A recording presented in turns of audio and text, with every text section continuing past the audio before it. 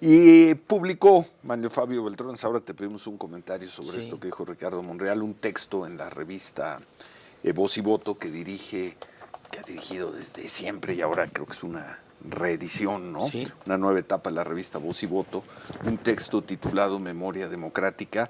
Leo el primer párrafo de Manlio Fabio Beltrones. Nos encontramos en el preámbulo de una reforma electoral insólita, pues proviene de un poder concentrado que pareciera pensado más para estrechar las veredas de la democracia que para ampliarlas. Manlio, buen día. Otra vez y un comentario sobre lo que acabamos de ver de Ricardo Monreal.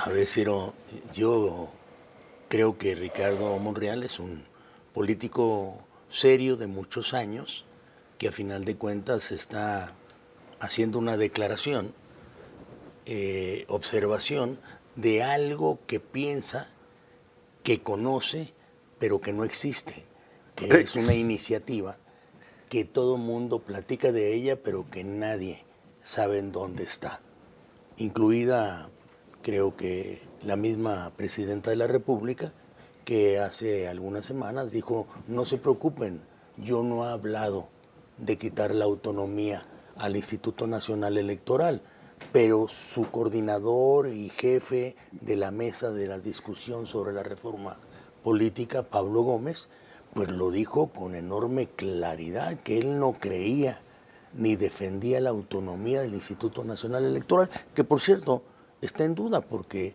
pues mucha gente habla eufemísticamente alrededor de la colonización que hizo este gobierno y el anterior gobierno del Instituto Nacional Electoral, como lo hizo también de un Tribunal Federal Electoral el anterior gobierno, que lo dejó, por decirlo en una expresión coloquial, mocho.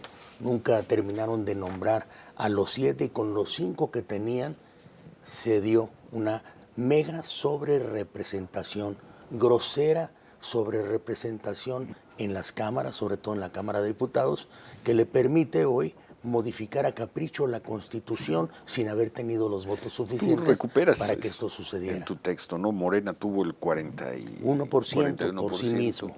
Más los votos del Verde, que más le dan los 54. votos del PT le dan 54, y con el 54% de la votación tienen el 73% de la Cámara, que les permite modificar a capricho la Constitución General de la República a nombre del pueblo. Yo digo, ¿por qué a nombre del pueblo teniendo el 41%?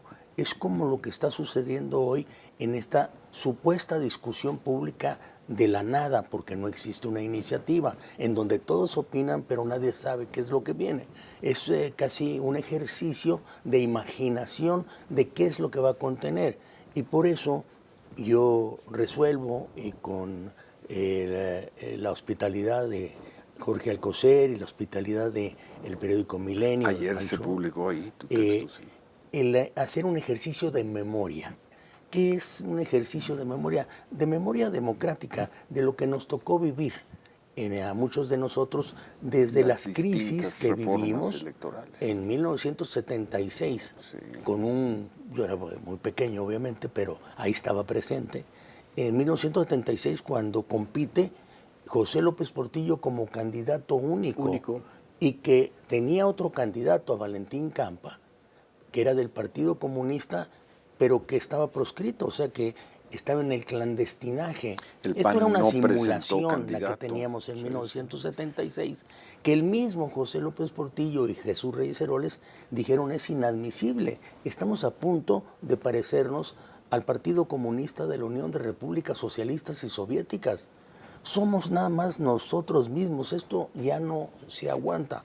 Y así es como viene la primera reforma, que le da vida a los plurinominales para reconocer en las cámaras mínimamente la existencia de tantas fuerzas. Señalo dos, la del Partido Comunista y el sinarquismo. Que ya participó en 1979. En 1979 empezó ya entonces a verse en una cámara en donde se podían discutir muchas cosas, pero todavía con una mayoría hegemónica del PRI que le permitía todavía tomar decisiones muy cercanas, o dicho de manera franca, autoritarias.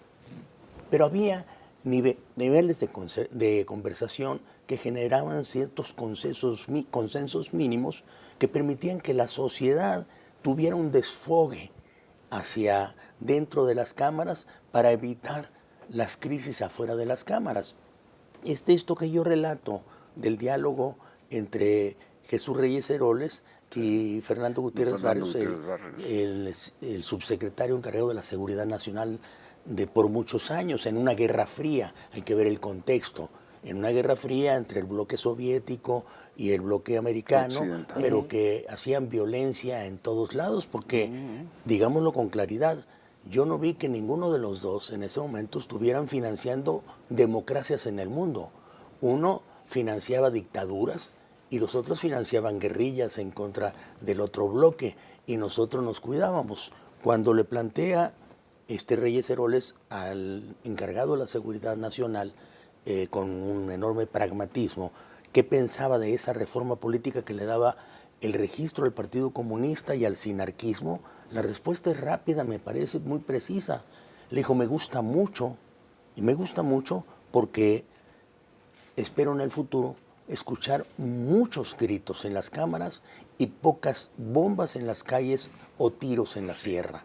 Creo que el lugar en donde se debe de discutir y acordar es el Congreso y las instituciones. Sí. ¿Por qué no lo reconocemos? Ese fue el espíritu, ¿no, Manlio? Luego pasas por la reforma del 96, 96, la que trajo al INE, como lo conocemos, a la muy controvertida. ¿Y la del drama del 88?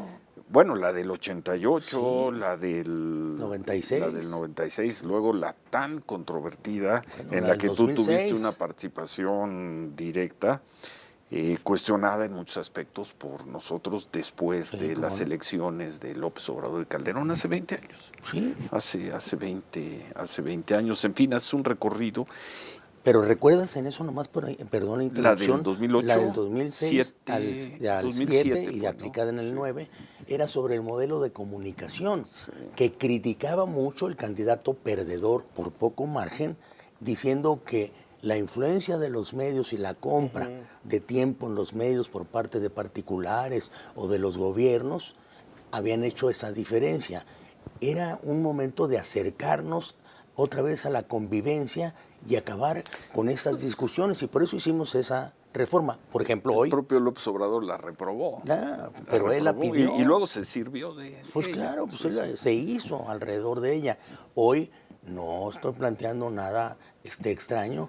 Así como en ese 2006 se discutía sobre los medios de comunicación tradicionales, ahora es necesario discutir sobre la preponderancia que tienen también las redes en la influencia que están teniendo en cada una de las elecciones, no con ganas de inhibirlas ni de prohibirlas, sino simplemente de considerarlas. Pero no sabemos, otra vez regreso al principio, ¿qué es lo que van a plantear? Sin embargo, ¿qué es lo que quieren? Tú planteas después de este recorrido, creo que muy interesante y muy útil para los interesados en el tema, porque en 6, 7 hojas, 9 hojas, haces una historia de las reformas electorales del último medio siglo en el y que país, me tocó vivir, ¿no? y que te tocó vivir, pero concluyes diciendo, recordemos que ha sido mediante el diálogo, la concurrencia, las propuestas y el debate de todas las opciones políticas y todos los actores, académicos, ciudadanos, como hemos construido varias veces nuestra democracia, siempre buscando más y no menos democracia.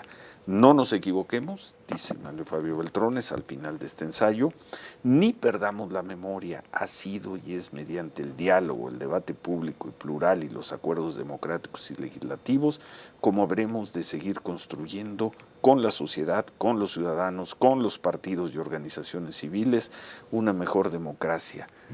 Muy bien como concepto.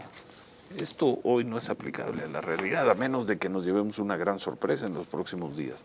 Esto, teóricamente incuestionable, ¿cómo lo traes Hay que intentarlo, al espacio de decisión del México político de hoy? Hay que intentarlo. He escuchado muchas ideas de quienes pues han vivido también estos 50 años de esfuerzo por perfeccionar nuestra democracia.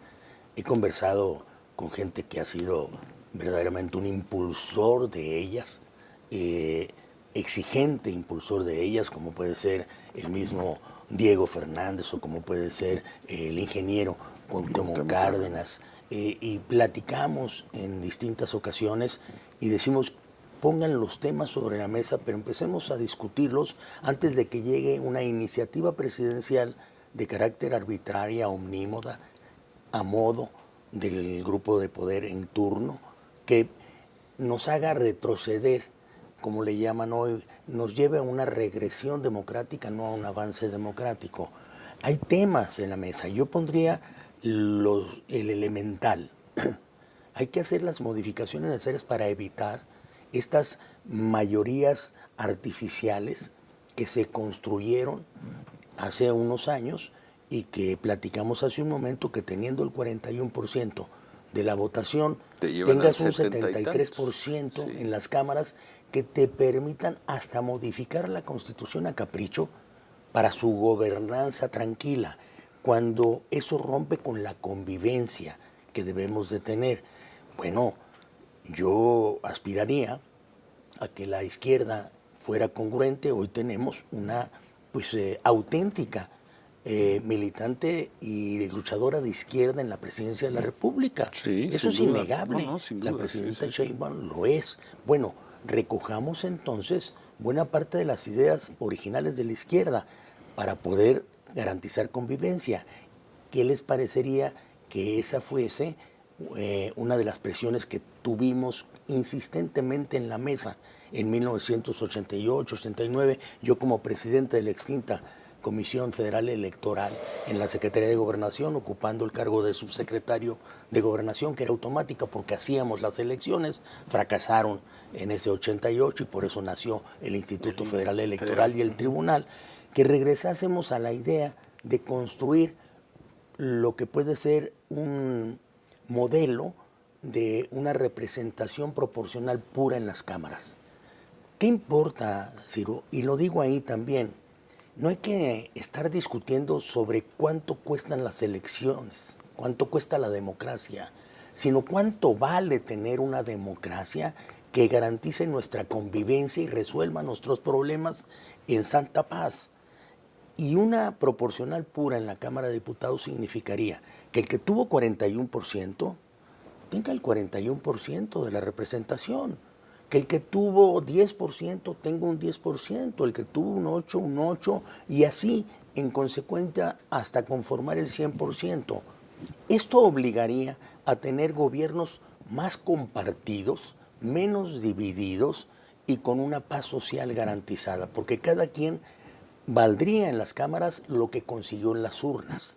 Para eso se tiene que construir un modelo, insisto. Que cada quien valga lo que consiguió en las urnas, los votos que consiguió. Ahora, no importa si es de 500 la Cámara, tiene su razón de por qué fue de 500 en la Cámara, porque se construyó el modelo de representación con una cláusula de gobernabilidad, entonces la fórmula se acomodó a 500. Que si sea de 400 o si regresemos a aquellas cámaras de 300, el número no importa. Lo que importa es que sea una representación que sea justa a los votos que se emitieron en las elecciones, con lo cual se respetaría entonces la voluntad popular. Hoy en día, vuelvo a repetir, escucho continuamente, incluso en la Cámara de Senadores, y sonrío cuando suben y hablan a nombre del pueblo, como si tuvieran el 100% de la votación. México es mucho más plural y poderoso por esa pluralidad que habría que respetarse. Creo que debemos de discutir sobre la representación proporcional pura y no sobre el tamaño de las cámaras, ni si van a dejar o no a los plurinominales en su condición de 300, 200, porque lo pidieron sus aliados, pero no lo está exigiendo quienes están pensando en algo mejor. Otro de los puntos, yo creo que se debe de poner ahí el que se prohíba la elección eterna de los dirigentes partidarios, porque eso realmente hace que los partidos se vuelvan un negocio para ciertos dirigentes y no un vehículo para poder competir y lograr lo mejor. Tenemos que hacer una pausa. Y al regresar concluimos esta conversación con Manlio Fabio Beltrones a raíz de la reforma electoral y de un texto que publicó a mediados de semana, Memoria Democrática, en la revista Voz y Voto. Son las 8:56, hacemos pausa, volvemos. 9 de la mañana, Sofía. Ciro, le preguntan a la presidenta sobre la reforma electoral. La presidenta dice ya la vamos a presentar, no pasa del mes de febrero. Presidenta, se van a reducir el número de plurinominales, ya la vamos a presentar. Presidenta, dice Ricardo Monreal que se mantiene el número de plurinominales, ya la vamos a presentar, dice la presidenta, y cambio de tema. Ya la vamos a presentar, Manlio Fabio Beltrones. Ya la vamos a conocer, sí. Ya la habremos de conocer. Por lo pronto, pues hay cuestiones básicas que no debe de excluir esta iniciativa y que muchos de nosotros en el Senado o en la Cámara de Diputados, en el Congreso, deberemos de intentar impulsar, porque creo que la tarea de hoy es mejorar, no destruir nuestras instituciones. Lo que vivimos en el último año del presidente López Obrador es la destrucción de muchas de esas instituciones que eran pesos y contrapesos del poder presidencial. Y nos traen a este momento en el cual casi regresamos los 50 años que habíamos avanzado para tener un poder casi único depositado en una sola persona. Esto es lo que creo que debería de auspiciar una discusión más a fondo que no se dio para la construcción de una iniciativa de parches, porque ha sido de parches, de lo que conocimos al principio, que decían que querían reducir la expresión de los plurinominales en las cámaras, o que decían que no querían ya la autonomía del Instituto Nacional Electoral, o que comentaban que iban a entrar también al tema de la reducción de los recursos que utilizan los partidos políticos. Yo lo único que digo es que no necesitamos una democracia barata, lo que necesitamos es una democracia efectiva, y con eso podemos salir adelante.